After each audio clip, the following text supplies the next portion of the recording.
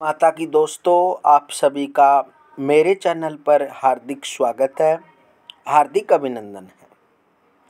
साथियों, मार्गशीर्ष मास की कृष्ण पक्ष की अष्टमी तिथि को भैरव जयंती मनाई जाती है,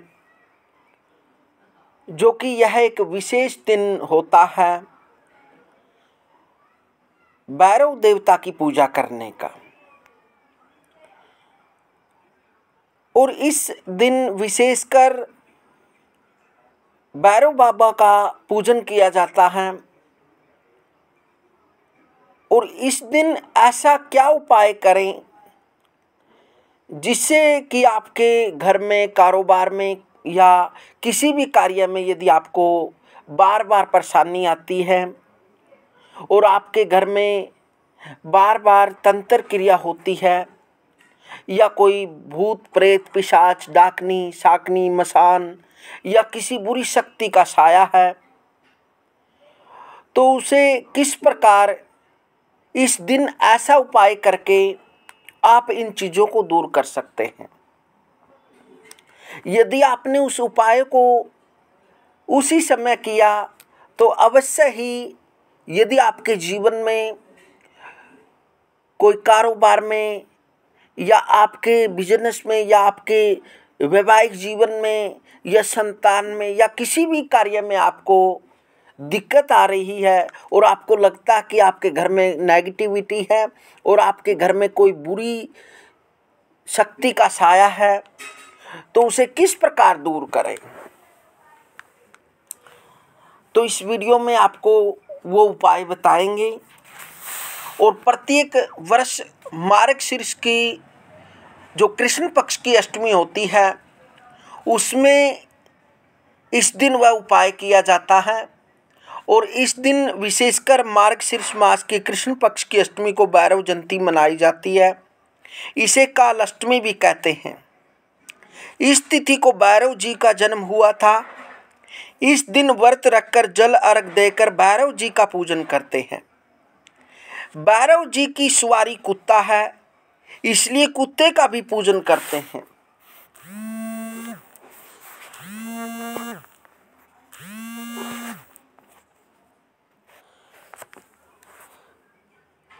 रात्रि जागरण करके शिव पार्वती की कथा सुननी चाहिए। भैरव जी का मुख्य हथियार दंड है, जिसके कारण इसे दंडपति भी कहते हैं। भगवान शिव के दो रूप हैं, भैरव और विश्वनाथ। भैरव का दिन रविवार और मंगलवार माना जाता है। इन दोनों दिन इनकी पूजा से भूत प्रेत बाधाएं समाप्त हो जाती हैं। और मार्गशीर्ष 2025 में ऐसा योग बन रहा है जो कि भैरव जयंती मंगलवार को आ रही है, जो कि अपने आप में बड़ी अद्भुत है। यदि इस दिन श्रद्धा भक्ति के साथ भैरव जी का पूजन करा जाए या उसका भोग प्रसाद दिया जाए तो आप पर कृपा हो सकती है,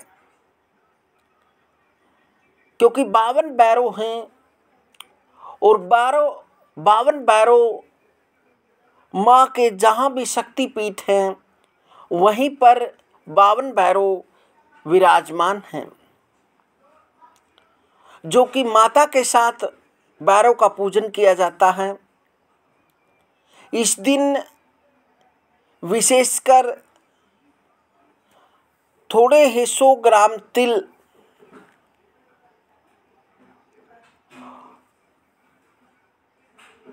और थोड़ा है उसमें सिंधा नमक डाल दें और फिर गेहूं के आटे से रोटी बनाएं और 2 रोटी बनाकर उन पर सरसों का तेल लगा दें। फिर उसके उपरांत दिन में 10 बजे से लेकर 1 बजे तक कोई भी आपको यदि भैरव मंदिर मिले तो वहाँ पर भैरव को भोग लगाएं। यदि भैरव का मंदिर ना पास में हो तो फिर आप उसको किसी काले कुत्ते को डाल दें। अवश्य ही आप पर भैरव की असीम अनुकंपा होगी, कृपा होगी आप पर। जो भी आपके जीवन में किसी प्रकार की विघ्न बाधाएं आ रही हैं वो भैरव बाबा की कृपा से दूर होगी, क्योंकि यह भगवान शिव का दूसरा स्वरूप है। और इस दिन इस उपाय को यदि आप उसी समय पर करते हैं तो अवश्य ही आपके जीवन की जो बाधाएं हैं वो अवश्य ही दूर होंगी, क्योंकि इस दिन भैरव बाबा का प्रकट्य हुआ था और यह शिव का दूसरा स्वरूप माना जाता है। और यह तंत्र के महान विद्वान हैं। तंत्र इन्हीं के अधीन है। जब कोई आपका शत्रु या कोई आपसे ईर्ष्या करने वाला आप पर, आपके कारोबार पर, आपके कार्य पर, आपके शरीर पर कोई तंत्र क्रिया करता है, घर पर, फैक्ट्री पर, दुकान पर, तो भैरव बाबा की कृपा से वो जो तंत्र क्रिया है वो दूर हो जाती है। ऐसा शास्त्रों का उल्लेख है। क्योंकि वैसे तो भैरव बाबा हर दिन पूजे जाने वाले देव हैं। जहाँ भी माता की पूजा होती है वहाँ भैरव बाबा का भी पूजन किया जाता है।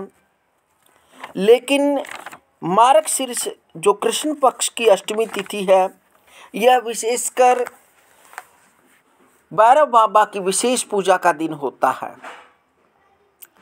यदि किसी प्रकार का आपको मारण, मोहन, वशीकरण, स्तंभन और उच्चाटन आदि अभिचारिक जो आप पर किसी भी प्रकार का अभिचारिक क्रिया हुई है तो भैरव बाबा की पूजा करने से यह दूर हो जाती है।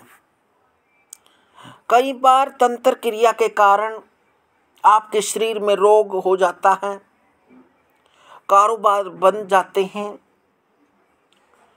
और घर में नेगेटिविटी हो जाती है, बुरे सपने आने लग जाते हैं।